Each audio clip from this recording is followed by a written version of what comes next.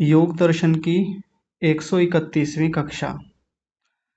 योग दर्शन का प्रथम समाधिपाद चल रहा है और समाधिपाद के अंतर्गत जो हमारी कल की कक्षा थी उसमें हम 50वें सूत्र को देख रहे थे। लगभग आधा सूत्र हमारा ये पूरा हो गया था। तो इसमें आप लोगों के प्रश्न भी हो सकते हैं, तो उन प्रश्नों को अभी हम बाद में देखेंगे। पहले इस सूत्र को पूरा कर लेते हैं। चलिए देखते हैं आगे। ये वीडियो खुला हुआ है किसी का, मीना मेथानी जी हैं, कोई मीना जी, आप अपना वीडियो बंद कीजिए। हाँ जी, ठीक है। तो 50वां सूत्र किस चीज को लेकर के है कि ये जो समाधि प्रज्ञा होती है, ऋतंभरा प्रज्ञा होती है, इसके भी अपने संस्कार बनते हैं। जैसे हम व्यवहारिक जीवन में बहुत सारी चीजें करते हैं, बहुत सारे व्यवहार हमारे चलते हैं, बहुत सारी वृत्तियां होती हैं, तो उन वृत्तियों के अपने संस्कार हमारे मन में बनते रहते हैं। ये हम पहले पढ़ के आए हैं। ये 5वां सूत्र आप देखिए, पहले मैं दिखा देता हूं। यदि आपके पास पुस्तक है तो 5वां सूत्र आप निकालिए। जो मैंने कहा था ना कि ये सब चीजें हम आगे जाके फिर से देखेंगे, तो 5वां सूत्र आप निकालिए। 5वें सूत्र में आया था तथा जातीय काह संस्काराः वृत्तिरेव क्रियन्ते संस्कारैश्च वृत्तय इति। यानी जिस प्रकार की, जिस जाति की वृत्तियां होंगी उसी प्रकार के संस्कार बनेंगे, या जिस जाति के संस्कार होंगे उसी प्रकार की वृत्तियां बनेंगी। ये हमने वहां देखा था। एवं वृत्ति संस्कार चक्रम अनिशम आवर्तते। और ये वृत्तियों और संस्कारों का क्रम दिन रात चलता रहता है, हर दिन चलता रहता है। और फिर उसमें एक अंतिम पंक्ति हमने पढ़ी थी, तदेवं भूतम चित्तम अवसित अधिकारम आत्मकल्पेन व्यवतिष्ठते प्रलयम वा गच्छति इति। ये जो चित्त है, ये जिस समय अवसित अधिकार को प्राप्त हो जाता है, यानी इसका अधिकार समाप्त हो जाता है, तो फिर ये क्या हो जाता है, ये आत्मा के समान पवित्र हो जाता है। या आत्मकल्पेन अवतिष्ठते का मतलब है कि अपने स्वरूप में स्थित हो जाता है, यानी जो उसका मूल स्वरूप है सत्वगुण प्रधानता वाला, वैसा वो अपने स्वरूप में प्रतिष्ठित हो जाता है। और फिर उसके बाद में जब इसका काम समाप्त हो जाता है तो फिर ये प्रलय को चला जाता है, ये मन समाप्त हो जाता है। इतना हमने देखा था 5वें सूत्र में। तो वैसी ही बातें यहाँ निकल के आ रही हैं। अब यहाँ व्यवहार की बात नहीं चल रही, यहाँ समाधि की बात चल रही है। समाधि की जो प्रज्ञा है, समाधि में जो बोध होता है, ज्ञान होता है, वो जो वृत्तियां हैं उनसे भी संस्कार उत्पन्न होते हैं। तो वो कैसे संस्कार कहलाएंगे, समाधिजन्य संस्कार, समाधिजा संस्कार। एक चीज और देखिए, पीछे की एक चीज और मैं आपको याद दिलाता हूं। 20वें सूत्र में पृष्ठ संख्या 54 है, 54। श्रद्धा वीर्य स्मृति समाधि प्रज्ञा पूर्वक इतरेशम। वो जो इतर योगी हैं, यानी योगियों की जो समाधि होती है वो कौन सी होती है, भव प्रत्यय जो योगी होते हैं उनसे भिन्न योगियों की समाधि होती है। भव प्रत्यय जो योगी होते हैं या भव प्रत्यय जो देव होते हैं, उनकी समाधि तो अलग तरीके से लगती है। लेकिन जो योगी होते हैं उनकी समाधि कैसे होती है, तो वो श्रद्धा वीर्य स्मृति और समाधि प्रज्ञा पूर्वक होती है। ये 20वें सूत्र में हमने विस्तार से पढ़ा था पहले। तो वहां एक समाधि प्रज्ञा शब्द आया था, समाधि प्रज्ञा। ये समाधि प्रज्ञा यही है जो वहां आया था। और उसमें आप पढ़ेंगे तो उसमें ये सब बातें आई हैं कि वो जो समाहित चित्त व्यक्ति होता है, वो जो योगी होता है, उसको समाधि प्रज्ञा या प्रज्ञा विवेक की प्राप्ति होती है। तो ये चीजें हमने पहले देखी थी, जो अब फिर से उठकर यहाँ आ रही हैं। तो उन चीजों को हमने कल भी देखा था और अब आगे भी समझते हैं। देखिए, कल की जो हमारी चर्चा चल रही थी वो यहाँ से चल रही थी। ये मैंने छोड़ा था कह करके कि यहाँ एक प्रश्न महर्षि व्यास जी ने खड़ा किया, कथम असौ संस्काराशयश्चित्तम साधिकारम न करिष्यति इति। असौ, असौ का मतलब होता है यह है या ये। संस्कार आशय, ये जो संस्कारों का जो आशय है, संस्कारों का जो संग्रह है, संस्कारों का जो समूह है। कथम माने क्यों, चित्तम माने चित्त को, साधिकारम माने साधिकार, न माने नहीं, करिष्यति माने करेगा। ये जो संस्कारों का समूह है ये चित्त को साधिकार क्यों नहीं करेगा, ये प्रश्न उठाया। अब प्रश्न थोड़ा कठिन है दिखने में, तो मैं इस प्रश्न को आज फिर से थोड़ा आसान करता हूँ। जैसे हमारा चित्त है, हमारा मन है, इस मन का एक अधिकार है कि ये मन बहुत सारे संस्कारों को इकट्ठा करता है, बहुत सारे क्लेशों को इकट्ठा करता है। हम जितने कर्म करते हैं उन सबका कर्माशय इस मन में जाकर के इकट्ठा होता रहता है। ये होता है चित्त का अधिकार। अब उन्हीं सब संस्कारों के आधार पे, उन्हीं सब कर्माशयों के आधार पे ये आगे हमको जन्म मिलते हैं, आगे के हमको भोग मिलते हैं, सुख के रूप में या दुख के रूप में। जितने भी जन्म हो रहे हैं, मृत्यु हो रही है, वो सब इस मन के कारण से हैं, ये मन का अधिकार है। और जितनी मुक्तियां होती हैं, जितनी बार हम मुक्ति में जाते हैं, वो भी मन के कारण से ही होती है, ये भी मन का अधिकार है। तो मन का जो अधिकार है, जो बार बार बंधन में लेके आता है, बार बार जन्म मरण की ओर ले जाता है हमको, वो किसके कारण से होता है? संस्कारों के कारण से। जितने ज्यादा संस्कार ये व्युत्थान काल के इकट्ठे होते चले जाएंगे, उतना ही हमारा मन, उतना ही हम स्वयं आत्मा बंधन में रहेंगे, बार बार जन्म मरण चलता रहेगा।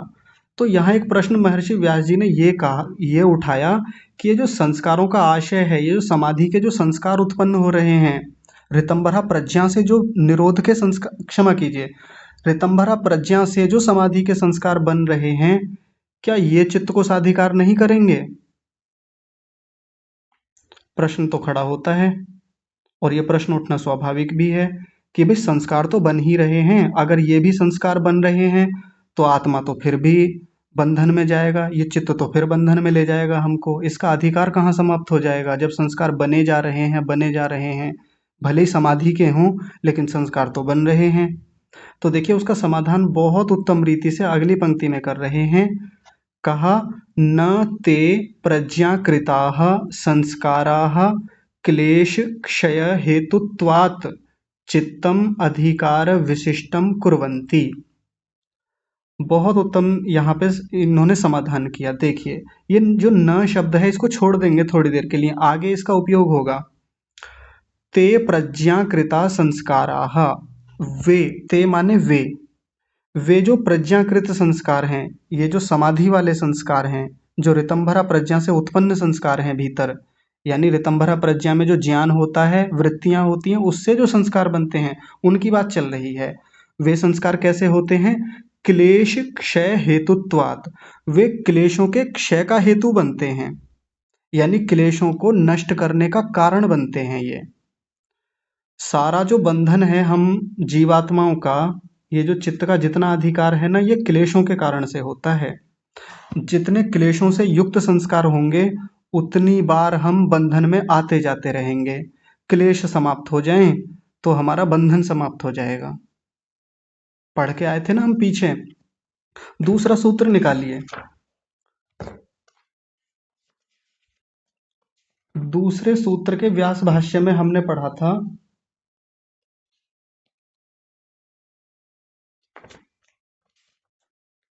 नहीं दूसरा नहीं, पहला ही है। पहले सूत्र के व्यास भाष्य में, यस्तु एकाग्रे चेतसी सद्भूतम अर्थम प्रद्योतयति क्षिणोति च क्लेशान कर्म बंधनानि शिलथयति निरोधम अभिमुखम करोति। ये जो संप्रज्ञात समाधि होती है, जिस समाधि की यहाँ चर्चा चल रही है, ये समाधि कैसी होती है? एकाग्रे चेतसी, चित्त की एकाग्र अवस्था में होती है। सद्भूतम अर्थम प्रद्योतयति, वस्तु के यथार्थ स्वरूप को प्रकट करती है। देख के आए हैं ना हम अभी समापत्ति में, वस्तु का यथार्थ स्वरूप प्रकट होता है। ये बातें पहले सूत्र में ही बता दी थी महर्षि व्यास जी ने। और एक बड़ी कमाल की बात है जो अब यहाँ आई है, वो है क्षिणोति च क्लेशान, क्लेशों को क्षीण करती है ये समाधि। और देखिए यही बात यहाँ आ गई, क्लेश क्षय हेतुत्वात्, क्लेशों के क्षय का हेतु बनते हैं ये संस्कार। इन संस्कारों की इतनी रोचकता होती है, इतनी विशेषता होती है कि ये क्लेशों को क्षय करते हैं। जो हमने पहले सूत्र के व्यास भाष्य में पढ़ा था, क्षिणोति च क्लेशान, क्लेशों को क्षीण करते हैं। और साथ में अगली पंक्ति क्या थी? कर्म बंधनानि शिलथयति, कर्म बंधनों को शिथिल करते हैं ये वाले संस्कार जो हैं, या ये जो समाधि है, या ये जो समाधि के संस्कार हैं, ऋतंभरा प्रज्ञा हैं, यानी क्लेश समाप्त होंगे तो कर्म बंधन शिथिल हो जाएंगे। बार बार जो जन्म मरण का चक्कर है वो वहीं रुक जाएगा, शिथिल पड़ जाएगा, ढीला पड़ जाएगा। और क्या होता है आगे? निरोधम अभिमुखम करोति, निरोध समाधि की ओर बढ़ जाता है ऐसा साधक। निरोध समाधि जो अब आगे आएगी, निर्बीज समाधि या असंप्रज्ञात समाधि। तो जो मैंने आपसे पहले कहा था कि इन सब चीजों को हम आगे जाके देखेंगे, ये सब चीजें बाद में उठ के आएंगी जो हम अभी पढ़ रहे हैं। तो जो कक्षा के आरंभ में चीजें पढ़ी थी वो सब अब काम आ रही हैं हमारे। फिर से समझ लीजिए, आराम से समझ लीजिए। ते प्रज्ञाकृताः संस्काराः क्लेश क्षय हेतुत्वात्। ये जो प्रज्ञाकृत संस्कार हैं, ये जो समाधि के संस्कार हैं, ये क्या होते हैं? क्लेशों के क्षय का हेतु होते हैं। और यदि क्लेश ही हमारे भीतर के क्षय हो जाएं, समाप्त हो जाएं, तो चित्त का जो अधिकार है वो समाप्त हो जाएगा। इसलिए ये जो प्रज्ञाकृत संस्कार हैं ये चित्त को साधिकार नहीं करते, चित्त को बांधते नहीं हैं, यानी चित्त को अवसित अधिकार कर देते हैं, चित्त का काम खत्म कर देते हैं। ये है विशेषता। और आगे देखिए, आगे कहा चित्तम अधिकार विशिष्टम न कुर्वन्ति। उस न शब्द को यहां लाएंगे कुर्वन्ति के साथ, यानी चित्त को अधिकार से युक्त नहीं करते हैं। ये जो संस्कार हैं, चित्त को अधिकार से, विशिष्टम का मतलब होता है युक्त करना, जोड़ना, उससे युक्त नहीं करते हैं। क्योंकि इन्होंने, ये जो प्रज्ञाकृत संस्कार हैं, इन्होंने क्लेशों को हटा दिया है, क्षय कर दिया है। इसलिए चित्त को, चित्तम यहाँ शब्द है देखिए, यह चित्तम अधिकार विशिष्टम न कुर्वन्ति, नहीं करते हैं, यानी चित्त को अधिकार से हटा देते हैं। ये इसका तात्पर्य हुआ। आगे देखिए, अब सेकंड लास्ट पंक्ति है, चित्तम ही ते स्वकार्यात अवसादयन्ति। ते माने वे क्या? ये जो संस्कार हैं, ये जो समाधि जन्य संस्कार हैं। चित्तम माने चित्त को, स्वकार्यात अपने कार्य से, अवसादयन्ति, अवसादयन्ति का मतलब होता है निरुत्साहित करते हैं या हटा देते हैं, उसका जो अपना कार्य है उससे रोक देते हैं, अवसित अधिकार कर देते हैं। जो पीछे हमने एक शब्द देखा था ना कि चित्त का अवसित अधिकार हो जाता है, यहाँ शब्द है अवसादयन्ति। देखिए अवसादयन्ति, अवसादयन्ति का मतलब यहाँ उस रूप में समझेंगे कि वो चित्त का जो अधिकार है वो समाप्त हो जाता है। अब वो चित्त में संस्कार जब बनने ही बंद हो जाएंगे, वो वाले संस्कार जो हमको बंधन में ले जाते हैं, तो फिर चित्त का कार्य रुक जाता है। और आगे बस अंतिम पंक्ति है, वो है ख्याति पर्यवसानम ही चित्त चेष्टितम इति। ख्याति पर्यवसानम, पर्यवसानम का मतलब क्या होता है? पर्यंत, यानी ख्याति तक। ये जो ख्याति प्राप्त होती है, ये जो ऊंची समाधि प्रज्ञा प्राप्त होती है, उस तक ही चित्त चेष्टितम इति, चित्त की चेष्टा होती है।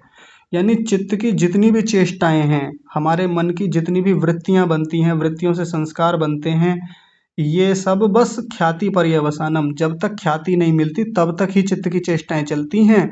उसके बाद तो फिर चित्त निरुद्ध अवस्था में चला जाता है। चित्त क्या हो जाता है? निरुद्ध स्थिति में रुक जाता है बिल्कुल। फिर उसमें ये सब चेष्टाएं, ये वृत्तियों से संस्कार बनना और संस्कारों से वृत्तियां बनना, ये सारी प्रक्रिया रुक जाती है। एक बार फिर से इस पंक्ति को देखिए, ख्याति पर्यवसानम। ये जो ख्याति मिलती है, ख्याति का मतलब ये वो वाली ख्याति नहीं है, यश प्रसिद्धि कीर्ति वाली ख्याति नहीं। ये ख्याति शब्द पीछे खूब आया है योग दर्शन में। ख्याति का मतलब है पुरुष ख्याति, सत्व पुरुष अन्यता ख्याति। जो यहाँ संप्रज्ञात समाधि में जो बोध होता है उसको कह रहे हैं ख्याति। ख्याति पर्यवसानम, ये जो ख्याति तक चित्त चेष्टितम, चित्त की चेष्टा होती है। वृत्तियों से संस्कार बनना, संस्कारों से वृत्तियां बनना, ये चित्त की चेष्टा होती है। चित्त का अपना कार्य है, चित्त की अपनी स्थितियां हैं, क्रियाएं हैं। ये क्रियाएं कहाँ जाके रुक जाती हैं?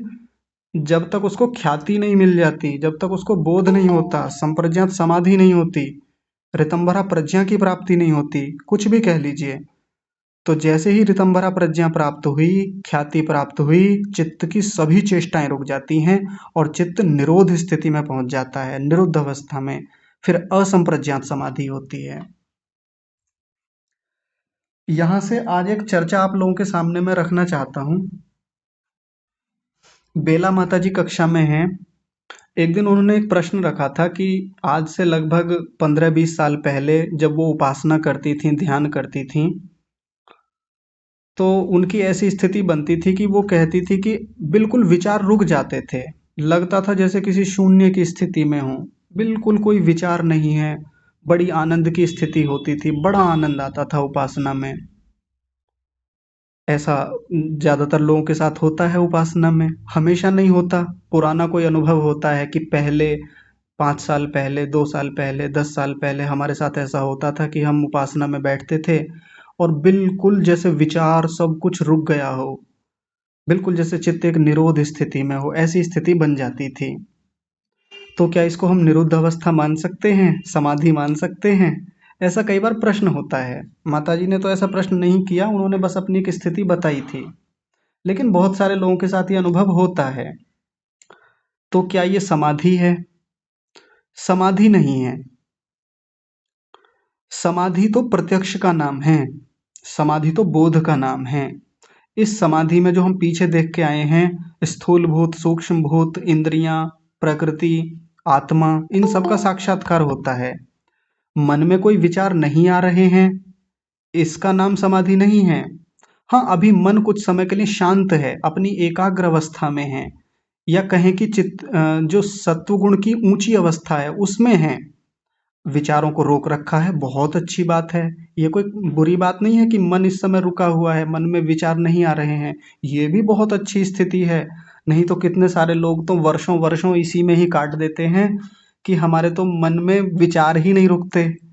उपासना में जैसे बैठते हैं तो भयंकर विचार आते हैं, बेहिसाब विचार आते हैं, हम रोक ही नहीं पाते। रोकने का जितना प्रयास करें, उन विचारों की श्रृंखला बढ़ती जाती है, एक विचार में से दूसरा विचार, विचार विचार विचार, गुणात्मक वृद्धि होती रहती है उनमें। तो ये जो हमको एक ऐसी स्थिति लगती है ध्यान में बैठ करके कि हाँ अब इस समय बिल्कुल शांत है, तो इसको समाधि नहीं कहेंगे। ना ये प्रज्ञा वाली ये स्थिति है जो ऊपर अभी प्रज्ञा के संस्कार कहे हैं, या जो अंत में ये बात कही कि चित्त की चेष्टा ख्याति तक जाकर रुक जाती है, फिर चित्त एक निरोध स्थिति में चला जाता है, बिल्कुल रुक जाता है, वो नहीं है। वो तो बहुत ऊंची बोध की स्थिति होती है, वो तो योगियों को प्राप्त होती है। हाँ, यदि हमारे साथ ऐसा हो रहा है तो ये भी अच्छे संकेत हैं वहां तक जाने के लिए। इतना भी हो रहा है तो बहुत अच्छी स्थिति बन रही है, एक आधार बन रहा है। मैं आज आप लोगों को एक बहुत रोचक प्रयोग बताने वाला हूँ, आप लोग प्रयोग करके देखिएगा घर पे। वो प्रयोग ये है, उस प्रयोग से पहले एक छोटी सी स्थिति रख देता हूँ कि ज़्यादातर जब हम लोग उपासना में बैठते हैं, या उपासना में नहीं भी बैठे, वैसे खाली बैठे हैं घर में, तो भी मन बेचैन रहता है। मन में कुछ ना कुछ चिंताएं, विचार, योजनाएं, भविष्य की बातें, भूतकाल की बातें, अपने पीछे के अतीत को लेकर के बातें, मेरा जीवन ऐसा गया, वो व्यक्ति जीवन में आया, उसने ये किया, या हाल ही की घटनाएं, ये चलता रहता है, चलता रहता है, चलता रहता है। बेहिसाब विचार, असीमित विचार चले जा रहे हैं, चले जा रहे हैं। और यही ध्यान में भी होता है, और मन बड़ा बेचैन होता है फिर ऐसी स्थिति में। जब खूब प्रयास करने के बाद भी मन नहीं रुकता, ध्यान में बैठे, ध्यान में भी यही खराब स्थिति होती है, विचार रुक ही नहीं रहे हैं, तो खिन्न हो जाता है व्यक्ति। एक समय के बाद मन उचटने लगता है उपासना से, ध्यान से, संध्या से, कि मेरा मन लगता ही नहीं, अब मैं क्या करूं। ऐसी परेशानियां लगभग सबके साथ होती हैं, सबके साथ होता है ये। किसी के साथ ज्यादा मात्रा में होता है, किसी के साथ कम मात्रा में होता है। तो ऐसे में क्या करें? तो सबसे पहले अपने व्यवहार को ठीक करें। सबसे पहला काम है, व्यवहारिक जीवन में चल रही जितनी भी बेकार की चेष्टाएं हैं, फालतू की बातें हैं, व्यर्थ की चीजें हैं, पहले उनसे अपने आप को समेटें। कैसे समेटें? जैसे मान लीजिए कार्यालय में, या जहां हम कार्य करते हैं, माताएं हैं तो अपने घर को ले लें, गृह में जो उनका काम है गृहिणी के रूप में, या बाहर काम करती हैं कहीं तो उस काम को ले लें। या पुरुष जो अपने व्यवसाय व्यवसाय में हैं तो अपने व्यवसाय को ले लें, जहाँ भी नौकरी आदि करते हैं।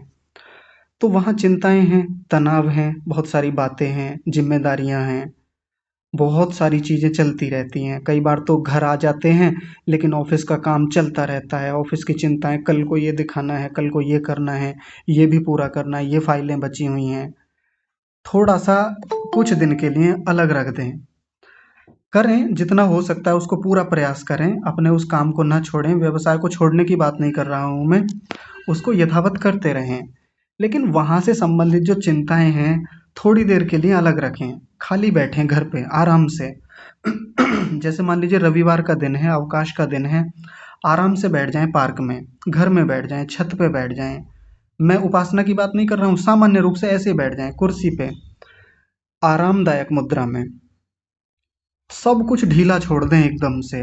जो भीतर जंजाल बना रखा है, जो इतनी सारी उलझनें मन में लेकर के बैठे हैं, जो इतना कुछ जोड़ लिया है भीतर, इतना कुछ कूड़ा कचरा कबाड़, इतनी सारी चीज़ें इकट्ठी कर ली हैं, सबको कुछ समय के लिए हटा करके अपने आप को बिल्कुल शिथिल कर दें, ढीला छोड़ दें कि सारी जिम्मेदारियों से इस समय मैं मुक्त हूँ। सब प्रकार की उलझनों से, सब प्रकार की समस्याओं से, जिम्मेदारियों से इस समय मुक्त होकर बैठा हूँ आराम से। अब कोई मेरे ऊपर चिंताएँ, दबाव, तनाव या ज़िम्मेदारियाँ, उत्तरदायित्व अभी कुछ नहीं है, कुछ समय के लिए 15-20 मिनट या आधे घंटे के लिए कुछ नहीं है। मन को टटोलें थोड़ी देर के लिए।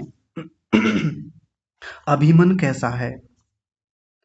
मन में जो बोझ हैं, मन में जो गाँठें हैं, गिरहे हैं, ग्रंथियाँ बन गई हैं, जो इतने समय से मन में उलझनें, दबाव, तनाव ला-ला करके इतनी गाँठें बना ली हैं, इतना कुछ इकट्ठा कर लिया है, अब धीरे-धीरे हट रहा है, वो गाँठें खुल रही हैं।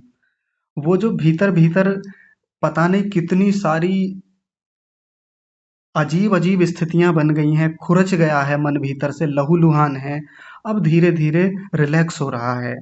अब धीरे-धीरे मन एक बहुत बेहतर स्थिति में आ रहा है, शांत हो रहा है मन।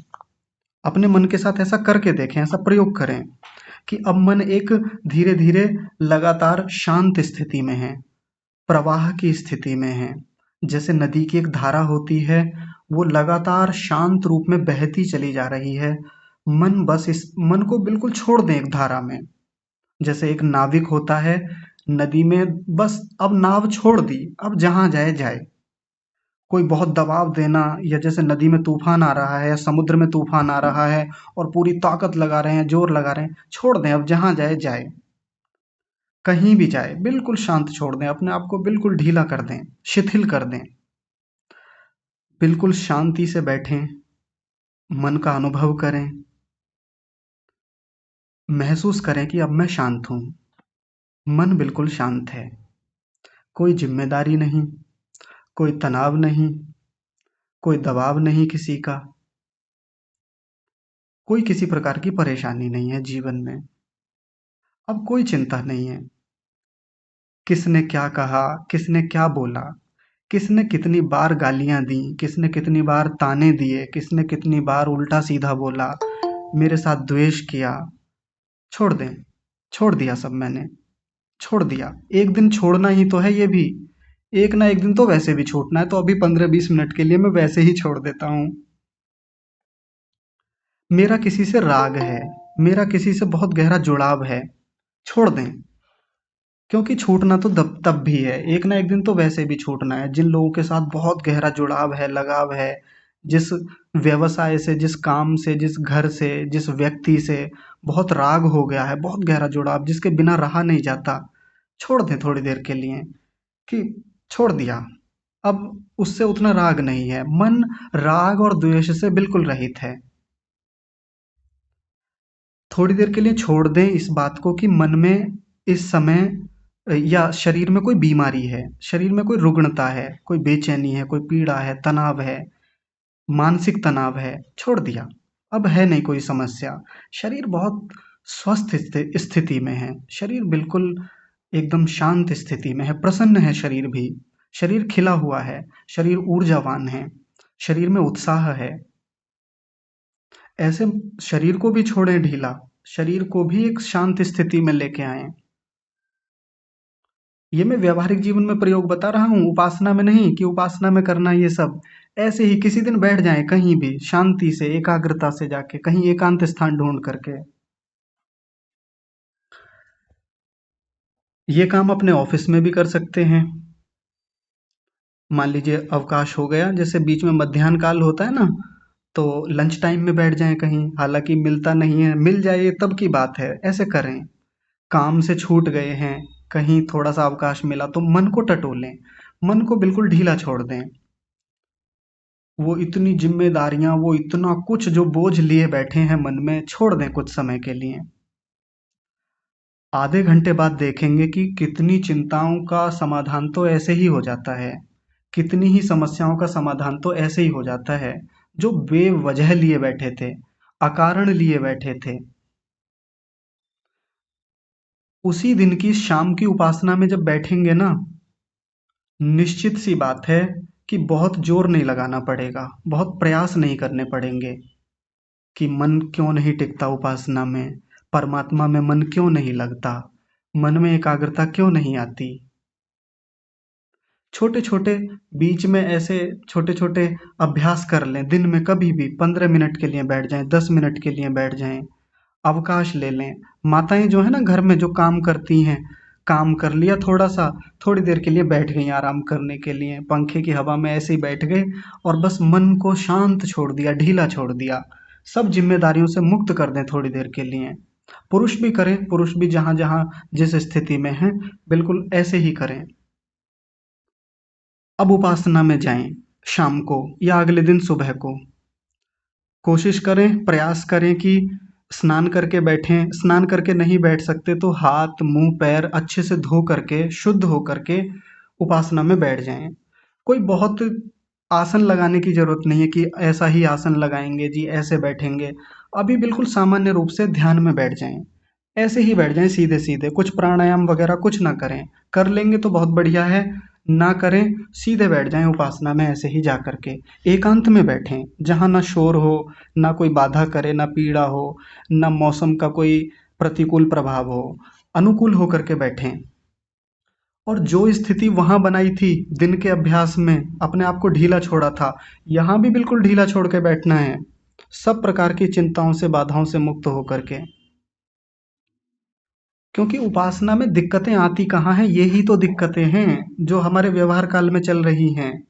ऑफिस का काम पूरा नहीं हुआ, उसने गाली दे दी थी, उसने ताना मार दिया था, सासू माँ ने ये कह दिया था, वो व्यक्ति ऐसा कह के चला गया था, मेरी बात नहीं मानता जी, अभी वहाँ जल्दी पहुँचना है और इनको खाना भी बनाना है, अरे अभी तो ये भी छूटा जा रहा है, अभी तो वो भी करना है, वो क्लास निकल जाएगी, ये हो जाएगा, वो हो जाएगा।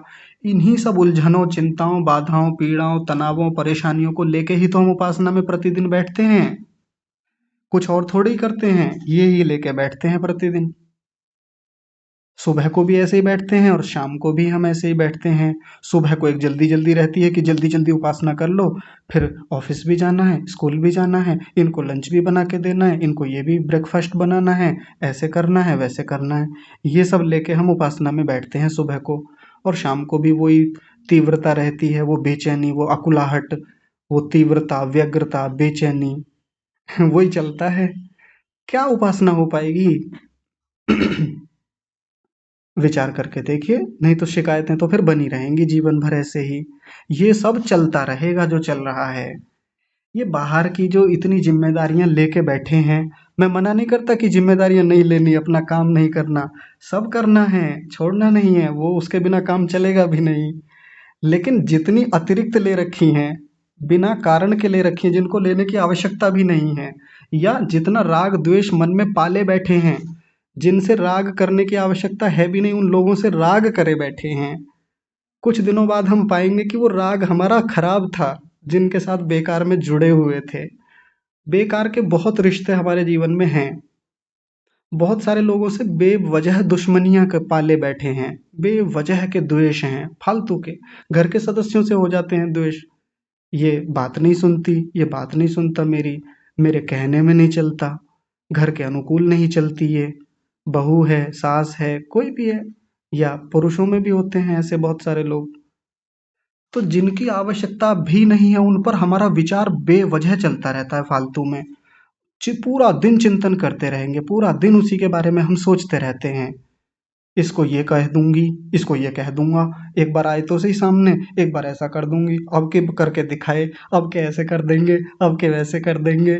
तो जिनकी जरूरत है भी नहीं, फालतू में करते रहते हैं।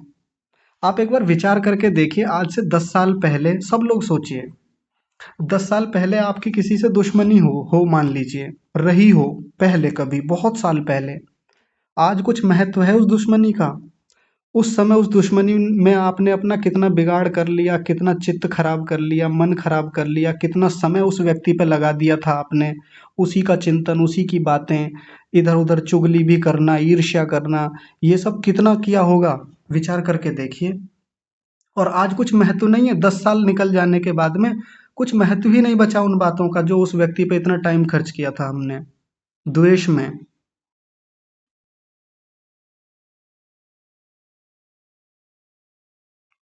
तब समझ में आएगा कि इतना समय जो हम औरों पे लगा देते हैं बेकार के द्वेष में, जो जरूरत भी नहीं है, वो समय ही तो खराब किया हमने अपना। तो जो ये समाधि की इतनी ऊंची ऊंची बातें यहाँ बताई गई हैं, ये इतनी आसानी से समझ में नहीं आएंगी यदि उन्हीं में उलझे रहेंगे, यदि हम उपासना को उस स्थिति में ला ही नहीं पाएंगे। शुरुआत ही हमारी खराब है। उपासना में बैठने से पहले ही हम मन में गांठें लिए बैठे हैं। हम उपासना में राग से युक्त होकर के बैठे हैं। राग से युक्त होकर भी हम कितना बैठते हैं। राग भी तो एक क्लेश ही होता है ना, ये द्वेष भी एक क्लेश है। अभी क्लेशों की चर्चा अगले दूसरे पाद में विस्तार से की जाएगी। तो देखिए, राग को लेकर भी खूब बैठते हैं, मेरा बेटा, मेरी बेटी, मेरा दोस्त, या मेरे वो, या मेरी वस्तु, मेरा फोन, या मेरा डाटा। अपने व्यक्तिगत चीजें होती है ना, उनसे राग होता है हमारा बहुत गहरा लगाव, उसी को लेके उपासना में बैठ जाते हैं। जल्दी जल्दी भोजन भी बनाना है उसके लिए, अच्छा जल्दी से उपासना कर लो, फिर तो उसको लेने भी जाना है, फिर तो उसको ये भी करना है। कितना गहरा लगाव जुड़ाव बना हुआ है, राग बना हुआ है, बहुत बाधा करता है उपासना में। छोड़ करके बैठे कुछ समय के लिए। मैं ये नहीं कह रहा हूँ कि रिश्ते खत्म कर दें, रिश्ते बनाए रखते हुए भी हम राग से रहित रह सकते हैं। माँ अपने बेटे से बिल्कुल बनी रह सकती है बिना राग के, एक जुड़ाव रहे, प्रेम रहे, उसके साथ वो सब व्यवहार रहें जो माँ अपने बच्चे के लिए करती है, बिल्कुल आत्मीयता से करे। लेकिन ये राग तो छोड़ना ही होगा यदि हम यहाँ इस रास्ते पर बढ़ रहे हैं, जिस रास्ते पर बढ़ने के लिए हम कक्षा में जुड़ रहे हैं, योग दर्शन पढ़ रहे हैं, हम प्रतिदिन अभ्यास कर रहे हैं, ध्यान लगा रहे हैं, उपासना करते हैं, वो तो फिर राग तो छोड़ना पड़ेगा। नहीं छोड़ेंगे, सबसे बड़ी बाधा है, सबसे बड़ी बाधा राग है हमारी उपासना में, हमारी साधना में। जीवन निकल जाएगा, जीवन छोड़िए, जन्मों निकल जाएंगे, असंख्य जन्म निकल जाएंगे यदि राग ही रह गया ना इस मन में, राग नाम का क्लेश लगा रहा, तो ये चित्त साधिकार बना रहेगा जीवन भर। ये जो क्लेश हैं ये कभी क्षय हो नहीं पाएंगे, इन क्लेशों का कभी क्षय हो नहीं पाएगा। ये संस्कार, जो प्रज्ञा के संस्कार हैं, ये कभी उत्पन्न हो ही नहीं पाएंगे, बनेंगे ही नहीं भीतर। बहुत रोचक बात है। इतनी ऊंची जो समाधि की यहाँ बात चल रही है, इन संस्कारों की बात चल रही है, वो तो बहुत बाद की बातें हैं, बहुत ऊंची बातें हैं। उससे पहले तो सामान्य छोटी छोटी बातें हैं जो हम बेकार में मन में लिए बैठे हैं। मन के भीतर इतना कुछ इकट्ठा कर रखा है, एक बार ढीला छोड़ें उन्हें, एक बार शिथिल हो जाएं, फिर देखिए इतना इतना सुकून मिलेगा, इतना आराम मिल जाएगा भीतर से, लगेगा कि कितना हल्कापन है भीतर। सच में मन बिल्कुल हल्का हो जाता है, आत्मा बिल्कुल हल्का हो जाता है एकदम। जो भारीपन लगता है ना भीतर, उस बेचैनी में भी एक भारीपन है, उस तनाव में, उन चिंताओं में, वो बेकार की जो उत्तरदायित्व ले रखे हैं, जिम्मेदारियां, बिना बात की भी बहुत जिम्मेदारियां लेते हैं हम।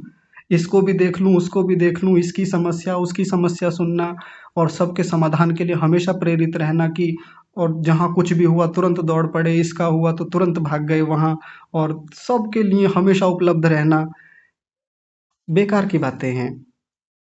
मैं ये नहीं कह रहा कि किसी का समाधान नहीं करना है, या समाधान के लिए हमें आगे नहीं आना है, एक दूसरे का समाधान किया ही जाता है।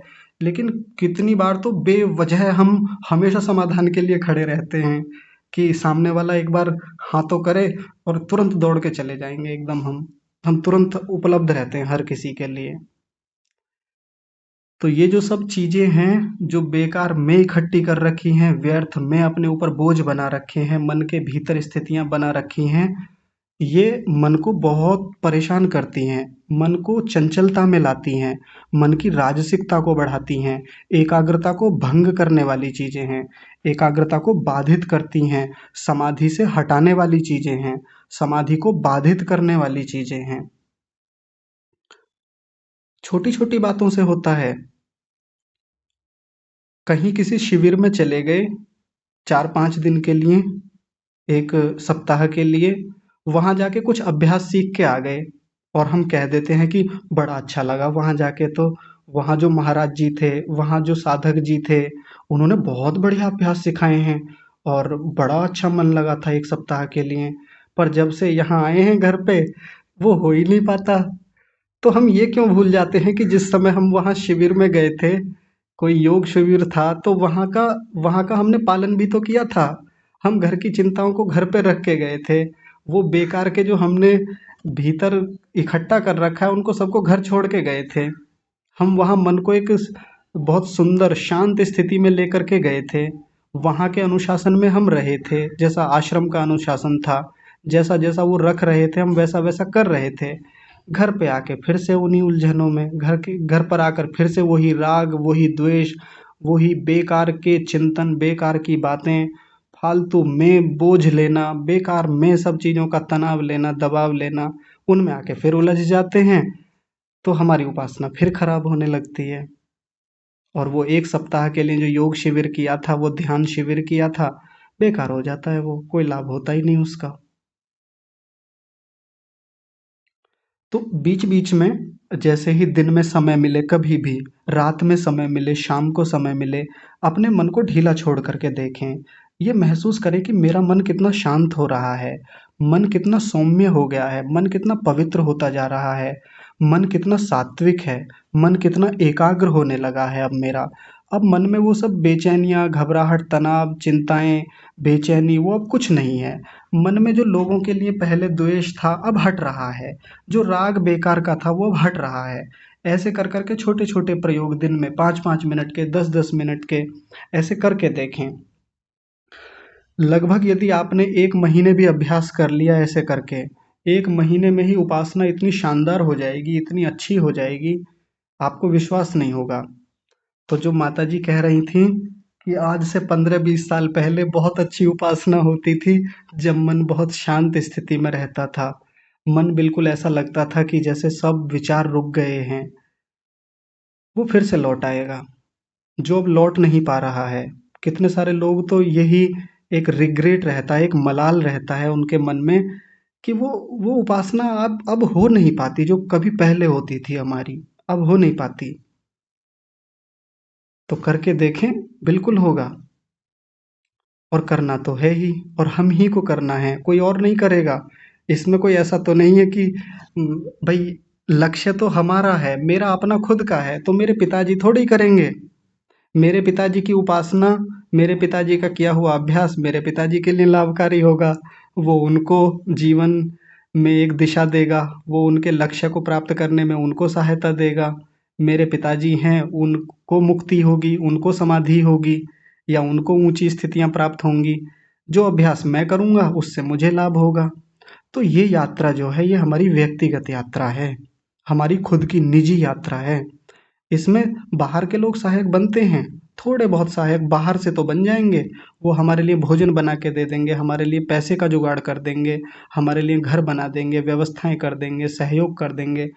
लेकिन ये जो भीतर की जो यात्रा चलेगी, ये जो भीतर के अभ्यास होंगे, भीतर जो भी कर्म करने के हैं, ये जो वृत्तियों पर नियंत्रण करना है, ये जो अच्छे अक्लिष्ट संस्कार बनाने हैं, समाधि तक जाने की जो प्रक्रिया है, ये तो हमें खुद को ही करनी है, स्वयं को ही करनी है। इसमें भीतर कोई कुछ कर भी नहीं सकता। कोई चाहे कराना कि करा दे, नहीं कर सकता। प्रेरणा कर सकता है कोई व्यक्ति, थोड़ा बता देगा कि हाँ ऐसा करिए, अभ्यास करवा देगा बाहर से। लेकिन ये जो बेकार के बोझ हम लिए बैठे हैं, बेकार की गांठें बना रखी हैं भीतर, वो तो खुद को ही खोलनी है। तो एक बार मुक्त हों उन सब चीज़ों से और देखें हमारी उपासना कितनी बेहतर हो जाएगी। तो ये 50 सूत्र पूरे हो गए हैं, एक सूत्र और बचा है 51वां, उसको हम परसों सोमवार में देखेंगे। और आपके प्रश्न अब जितने भी हों फिर आगे आप सोमवार में पूछिएगा, या कोई बात हो, बड़े भैया भी कह रहे थे कि वो भी अपना एक अनुभव रखेंगे उपासना को लेकर के, तो आप परसों रखिएगा, या किसी की और भी कोई बात हो, अपना कोई अनुभव हो इन सब चीज़ों को लेकर के, तो आप बताइएगा। तो अभी तो समय हो गया है, आज की कक्षा को यहीं विराम देते हैं। आप सभी का बहुत धन्यवाद धैर्य से सुनने के लिए, और विशेष धन्यवाद परमात्मा का। आप सभी को सादर प्रणाम।